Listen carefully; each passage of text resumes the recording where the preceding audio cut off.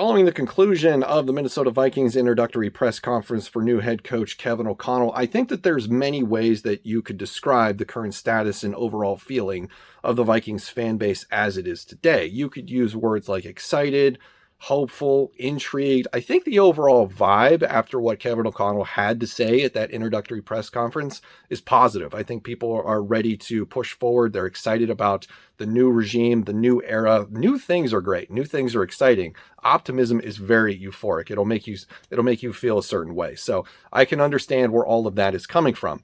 Another way that I think you could describe the current status of the fan base is confused, and that is based off a number of factors. So if we jump back in time a little bit, before Kwesi Adofo-Mensah was even a known commodity, before Kevin O'Connell, let's go back to the end of last season when Rick Spielman and Mike Zimmer got fired.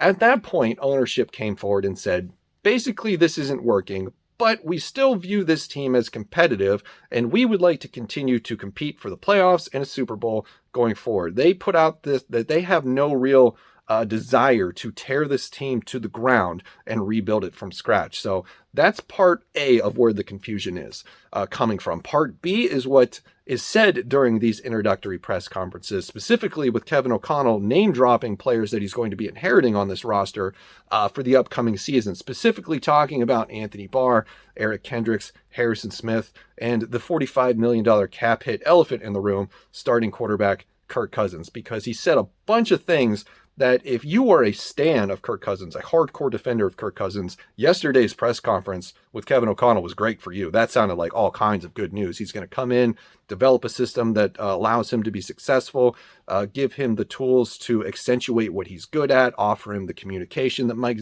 Zimmer never did, surround him with players that are going to help him excel, just all kinds of good things, all kind of good verbiage, descriptive adjectives that you want to hear when your head coach is talking about the quarterback that you are so enamored with, that you believe is going to make this team successful. So couple those two things together, right? Couple those two things together. You have ownership saying they want to be competitive, no desire for a rebuild.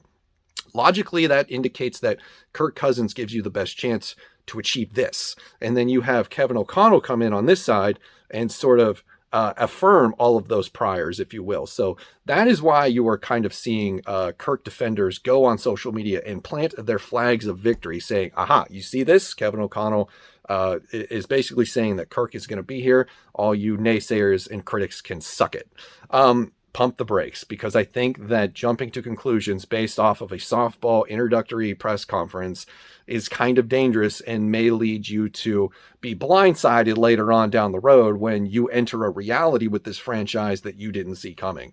I want to appeal to the fandom of Kirk Cousins enthusiasts, and I'm not here to be negative towards you. I want to try to relate to you as much as I can to offer you up, maybe start thinking about what life is going to be like after this guy is gone. And the best way that I can do that is to offer you up this. My favorite player on this team is Harrison Smith, and he has been for a long time. I'm going to be pretty devastated when he's gone, and I'm well aware that his time is potentially up.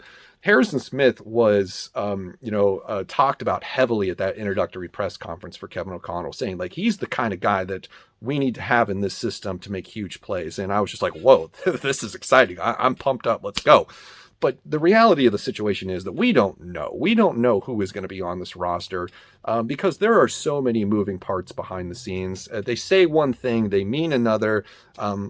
They offer up, non-committal answers to questions during press conferences. Take it from somebody who has a bachelor's degree in journalism, who has been in those press conferences, who has done interviews with coaches and players at the collegiate level. I've done, college football, college basketball at Division I levels.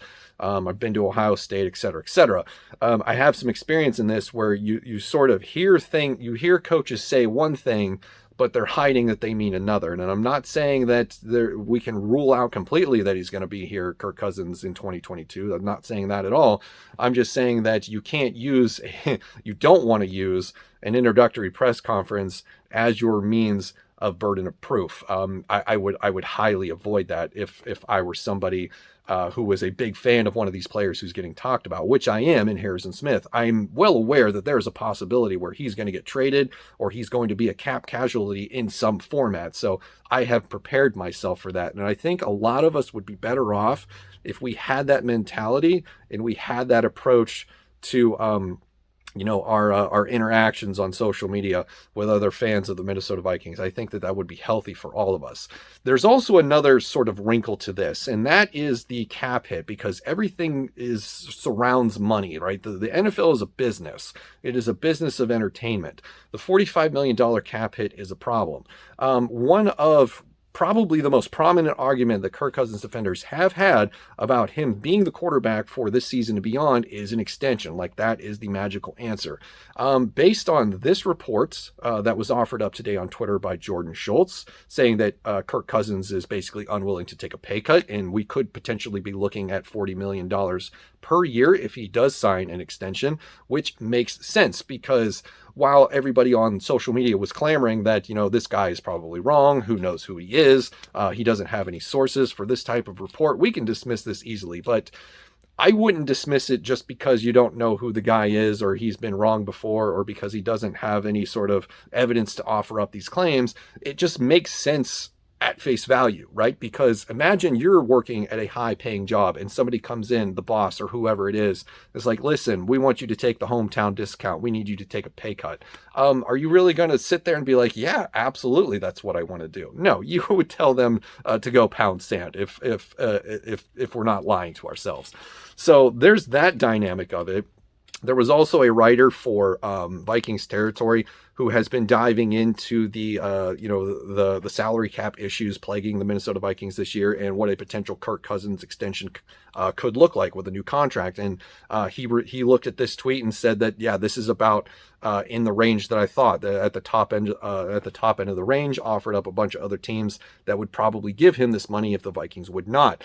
I think that the extension of Kirk Cousins is not the answer to the cap problems that they're going to have when they're trying to rebuild this team this year, because despite how much Kevin O'Connell talked up the current roster, saying that the players are in place to achieve the goals that they want to achieve, that is all coach speak. There is no way that they could go in with the current defense and believe that this is going to be good enough to take them to the promised land. I don't care how much you believe a new coach can come in and simply unlock the talent and potential that other coaches have failed to do. At some point, you have to realize that players are just who they are. Maybe a change in scheme would help, alleviate some problems, help highlight strengths and hide other weaknesses. But overall, you're not going to get too much of a difference, especially from somebody who has been in the league for X amount of years. So I would say just be careful. I would say be careful because based on what ownership has said about wanting to be competitive and not rebuilding, and based on what Kevin O'Connell said during his press conference when he was introduced as the head coach of the Vikings and had all these wonderful things to say about guys on the roster, building around them, giving them the tools that they need to succeed, I think that has created a land of confusion where Vikings fans are looking at this and taking what they're saying at face value, and that has sort of caused them to believe that everything that they thought to be true is going to turn out to be true, when the answer is we really don't know. I'm not here to tell you that you're wrong. I'm not here to tell you that I'm right. I'm here to tell you to be careful. We don't actually know. And based on what I'm seeing and based on what I know about sports, having been in press conferences, and the overall situation of the salary cap that is going to plague the Minnesota Vikings if they don't do something, they will not be competitive this year. They will miss the goal that ownership has put out to be competitive this year if they don't find some way to alleviate salary cap issues and be able to afford to sign veterans to this team, because one draft pick in the first round at number 12 overall isn't going to fix your defense. It's just not the way that it works. So that is what I have to offer up today. Let me know what you think about this discussion in the comments below. Are you a believer in what Kevin O'Connell had to say about some of the players on this roster that he is inheriting, or are you taking everything that you hear so far with a big grain of salt until you see what actually occurs during this offseason? So let me know what you think. That's going to do it for me. Thank you for watching. I will see you in the next one.